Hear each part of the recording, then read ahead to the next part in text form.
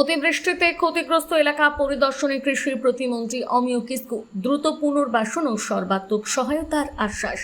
টানা অতিবৃষ্টিতে ক্ষতিগ্রস্ত নয়গ্রাম ব্লকের দুর্গত এলাকা পরিদর্শন করলেন রাজ্যের কৃষি প্রতিমন্ত্রী অমিয় কিসকু।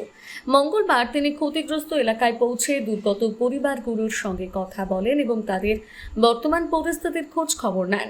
সঙ্গে উপস্থিত ছিলেন নয়গ্রাম ১ নম্বর মণ্ডল সভাপতি পরমেশ্বর মণ্ডল, নয়গ্রাম ২ নম্বর মণ্ডল সভাপতি পঙ্কজ কুমার, আরএসএস প্রচারক সঞ্জয় বারিক সহ প্রশাসনিক ও দলীয় প্রতিনিধিরা। পরিদর্শনের সময় মন্ত্রী অমিয় কিসকু আশ্রয় কেন্দ্রে থাকা মানুষদের সঙ্গে কথা বলেন এবং তাদের বিভিন্ন সমস্যার কথা শোনেন। তিনি জানান, প্রাকৃতিক দুর্যোগে ক্ষতিগ্রস্ত প্রতিটি পরিবারের পাশে রাজ্য সরকার রয়েছে।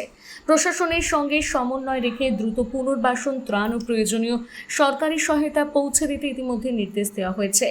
মন্ত্রী বলেন, প্রাকৃতিক দুর্যোগে মানুষের এই ক্ষতি অত্যন্ত বেদনাদায়ক। কোনো ক্ষতিগ্রস্ত পরিবার যেন খাদ্য, পানীয় জল, আশ্রয়, চিকিৎসা বা অন্যান্য জরুরি পরিষেবা থেকে বঞ্চিত না হয়, সেই বিষয়ে প্রশাসনকে বিশেষভাবে নজর দিতে নির্দেশ দেন তিনি। একই সঙ্গে ভেঙে পড়া বাড়িগুলোর সমীক্ষা দ্রুত সম্পন্ন করে সরকারি নিয়ম অনুযায়ী আর্থিক সহায়তা ও পুনর্বাসনের ব্যবস্থা করার আশ্বাস দেন তিনি। এলাকা পরিদর্শনের সময় মন্ত্রী প্রশাসনের তৎপরতার প্রশংসা করে বলেন, জেলা প্রশাসন, ব্লক প্রশাসন ও পুলিশ শুরু থেকে দুর্গত মানুষদের পাশে থেকে কাজ করছে। আগামী দিনেও মানবিক দৃষ্টিভঙ্গি নিয়ে ক্ষতিগ্রস্ত পরিবারগুলোর পাশে থেকে সমস্ত প্রয়োজনীয়তায় সহায়তা নিশ্চিত করা হবে। উল্লেখ্য, টানা কয়েকদিনের ভারী বৃষ্টিতে নয়গ্রাম ব্লকের একাধিক এলাকা জলমগ্ন হয়ে পড়ে। বড়শোল গ্রামে একটি মাটির বাড়ি ধসে মৃত্যু হয় ৭৫ বছর বয়সী স্বর্ণা কালিন্দির। এছাড়াও বহু পরিবার ঘরছাড়া হয়ে অস্থায়ী আশ্রয় কেন্দ্রে আশ্রয় নিয়েছেন। প্রশাসনের পক্ষ থেকে ত্রাণ সামগ্রী বিতরণ, ক্ষয়ক্ষতির সমীক্ষা এবং পুনর্বাসনের প্রক্রিয়া ইতিমধ্যেই শুরু হয়েছে। ক্ষতিগ্রস্ত পরিবারগুলোর সঙ্গে সরাসরি কথা বলে পাশে থাকার বার্তা দেন কৃষি প্রতিমন্ত্রী অমিয় কিসকু। দ্রুত পুনর্বাসন, সরকারি সহায়তা এবং দুর্গত মানুষের স্বাভাবিক জীবন ফিরিয়ে আনতে প্রশাসনকে প্রয়োজনীয় ব্যবস্থা গ্রহণের নির্দেশ দেন তিনি। ঘটনা নিয়ে যে ঘটনাটা ঘটেছে সেটা অত্যন্তই দুঃখজনক, দুর্ভাগ্যজনক ঘটনা বলা যায়। কিন্তু এই ব্যাপারে আমরা আগে সরকার যা কাজ করেছে ১৫ বছর, সে তো আর বলা যায়নি। দেখতেই পাচ্ছেন, মাটির বাড়ি চাপা পড়ে মারা গেছে। সে পাওয়ার যোগ্য ছিল একমাত্র, কিন্তু সে পায়নি। কিন্তু পেয়েছে বড় লোকেরা, যাদের বাড়ি আছে পাকা বাড়ি, সেই বাড়ির উপর আবার বাড়ি চড়েছে। কিন্তু সেই দুর্ভাগ্য যে মহিলাটা পায়নি, মারা গেল চাপা পড়ে। কিন্তু আমাদের এই বিগত সরকার যে সাহায্য করেছেন তা অতুলনীয়, অপরিসীম, অত্যন্ত মানে তুলনা করা যায়নি। যেভাবে ওনারা পাশে এসেছেন, একের পর এক বিডিও এসছেন, সিএম নয়, বিডিও এসছেন, ডিএম ম্যাডাম এসছেন, আমাদের আইসি এসছেন। আমরা প্রশাসনের দিক থেকে অত্যন্ত সাহায্য পেয়েছি।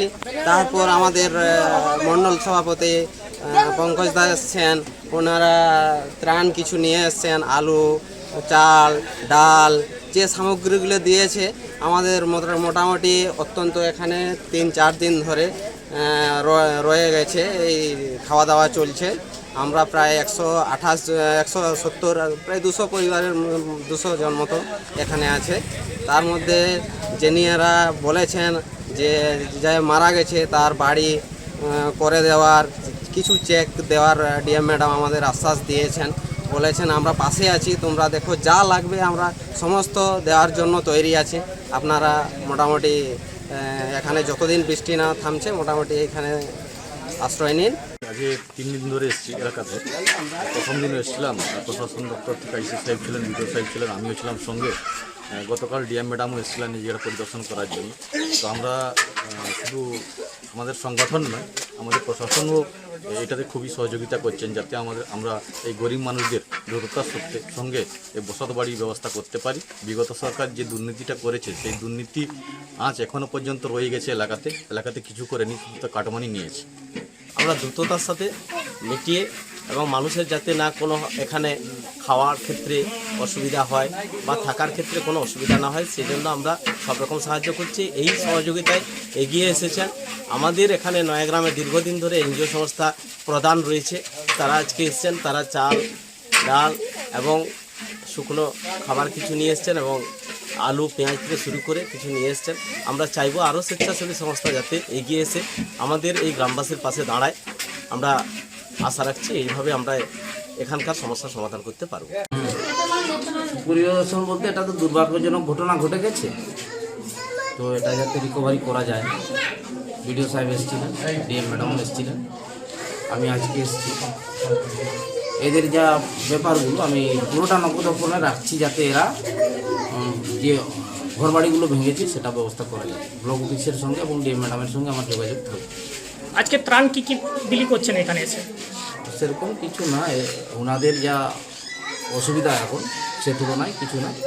ওই কিছু শুকনো খাবার দেওয়া হচ্ছে, এর আগেও কিছু এসছে, এইগুলো দেওয়া হচ্ছে।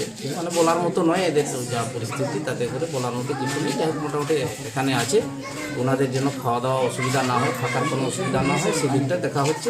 বাদবাকি যে বড় প্রবলেম এদের আছে, যে ঘর বাড়ি ভেঙে গেছে, এগুলো কী করা যায় সেটা নিয়ে বড় চিন্তার বিষয়। এখানে গ্রামবাসী অভিযোগ করছে আবাস নিয়ে প্রচুর দুর্নীতি হয়েছে, এ নিয়ে কি বলবেন? আবাস নিয়ে দুর্নীতি হয়েছে সেটা আমিও শুনছি, আমি কিছুটা জানিও, কিন্তু আগে কি হয়েছে সেটা তো বলে কোনো লাভ নেই। বলে আমরা কী করছি সেটাই হচ্ছে আসল জিনিস, তা আমরা সেই জিনিসটা কাজ করব।